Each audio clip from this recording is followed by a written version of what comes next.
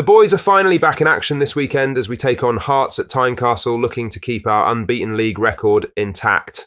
But ahead of the game, there has been loads of news coming from around the club. Of course, in today's video, we will discuss this, which includes the massive U-turn the boys are making.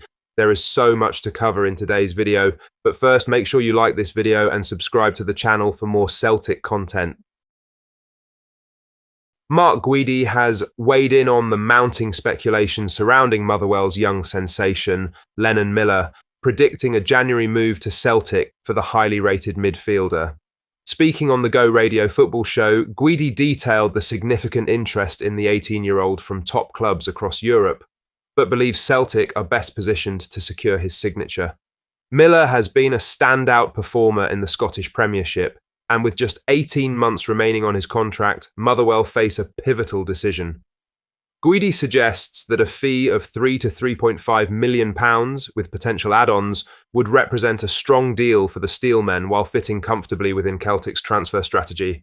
I'm sure there is interest from Italy because they do their homework. They now scour this market, Mark Guidi told Go Radio. I know 100% there's interest from Germany and Spain and obviously down south. I've no doubt that Celtic and Rangers will have registered an interest, I've no doubt about that.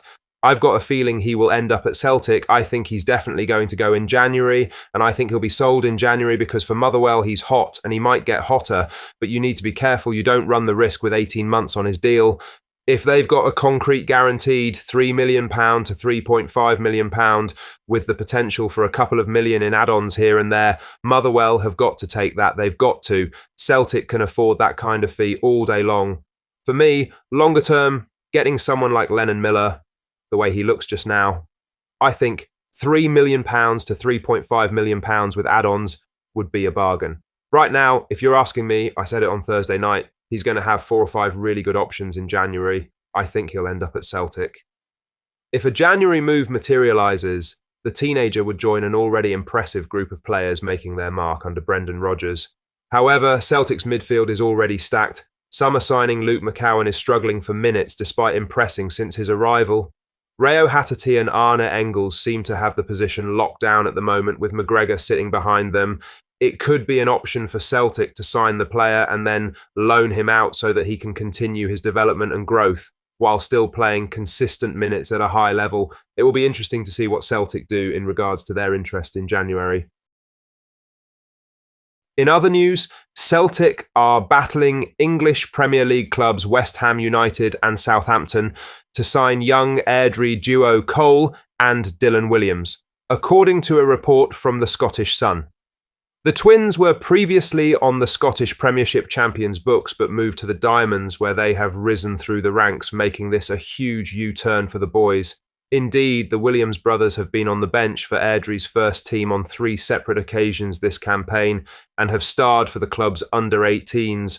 Both midfielders, the duo, can leave Airdrie because they are on short-term contracts, and Celtic are keen. West Ham and Southampton, however, reportedly lead the race as the riches of the English top flight shine through. The Hoops have lost several of their own talents to clubs south of the border, such as Ben Doak and Aidan Borland, and they could lose out on signing another 2 as the EPL comes calling. News of Celtic's interest in the midfielders comes amidst the B team's positive start to the season. The youngsters are 4th in the Lowland League, 3 points behind leaders East Kilbride. They have 6 points from their opening 4 UEFA Youth League games too, and are in pole position to make the knockout stages. Stephen McManus isn't doing a bad job with the side this season, as several talents continually look to break into the first team.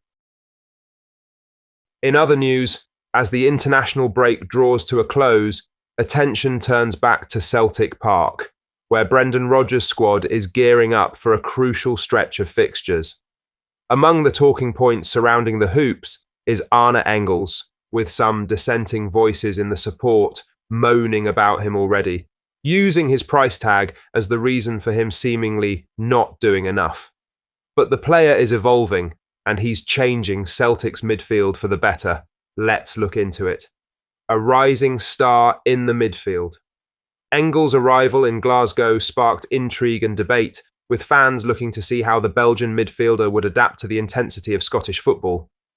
Despite an expected adjustment period, the 20-year-old has already offered glimpses of the dynamism that persuaded Celtic to invest so heavily. With 14 appearances across all competitions, Engels has recorded 3 goals and 3 assists, a promising start for a player finding his rhythm in a new league. These contributions are particularly impressive given the relentless schedule of domestic and European fixtures that Rodgers' squad has faced, with the Celtic manager mentioning that it is quite the jump from playing 1 game a week with Augsburg to playing sometimes 3 times a week with Celtic, and the pressure each game brings. Tactical evolution under Brendan Rodgers. Rodgers has taken a patient but demanding approach to Engels' development, tasking him with roles across the midfield to identify his best fit. Initially deployed in a variety of positions, Engels has settled into a central box-to-box role that highlights his stamina, ball-winning ability, and knack for linking defence to attack. Recent matches against Aberdeen and Hearts underlined his growing influence. Engels displayed his tactical awareness and creativity, covering significant ground while orchestrating transitions from deep and pressing high. His ability to adapt and thrive under pressure has made him an asset in Celtic's evolving midfield. International progression. Engels' performances have not gone unnoticed at the international level. During the recent break, he added 2 more caps for Belgium, gaining valuable experience against top-quality opposition. Although Belgium's results were not what they would have wanted, Engels earned plaudits for his work rate and technical skill, showing he can compete at an elite level. Such exposure is only set to accelerate his development, with Rodgers poised to reap the rewards of his players' growing confidence and experience. The future of Celtic's midfield. As Engels continues to embed himself in the squad, his partnership with captain Callum McGregor is beginning to flourish. The young Belgian provides a complementary balance, allowing McGregor to dictate tempo while offering defensive support and a creative outlet.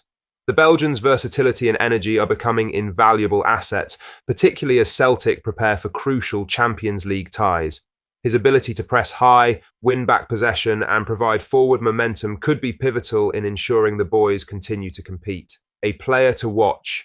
At just 20 years old, Arne Engels has already demonstrated he has the tools to become a key player for Celtic. His maturity, adaptability, and relentless work ethic align perfectly with the club's ethos, and fans will be eager to see how he continues to develop under Rodgers' guidance. So discard those who are putting him down and branding him as not good enough because they think he should be scoring more, etc.